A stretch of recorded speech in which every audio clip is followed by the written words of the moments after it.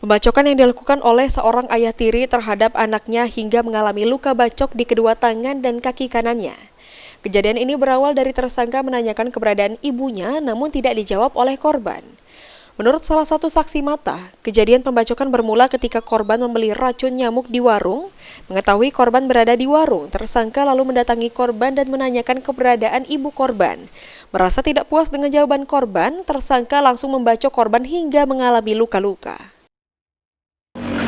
Awalnya itu kan si Otong kan yang jadi korban itu. Nah, si Otong itu datang.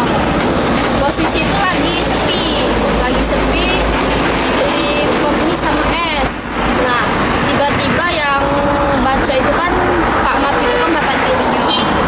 Nah, sempat ngobrol dulu di depan situ di pintu ngobrol-ngobrol. Tiba-tiba emosi terus si bapak tirinya itu bilang, ya sudah keluarlah kau, gak usah kesini lagi. Nah, pas si Otong nak keluar itu tiba-tiba pegang parang langsung bacok. Nah, si Otong itu refleks masuk ke dalam, nah terpojok bacok itu. Terus dia tahu-tahu dia itu loncat ke sini. Dengan kejadian tersebut, korban langsung dibawa ke Rumah Sakit Bayangkara Palembang untuk segera ditangani.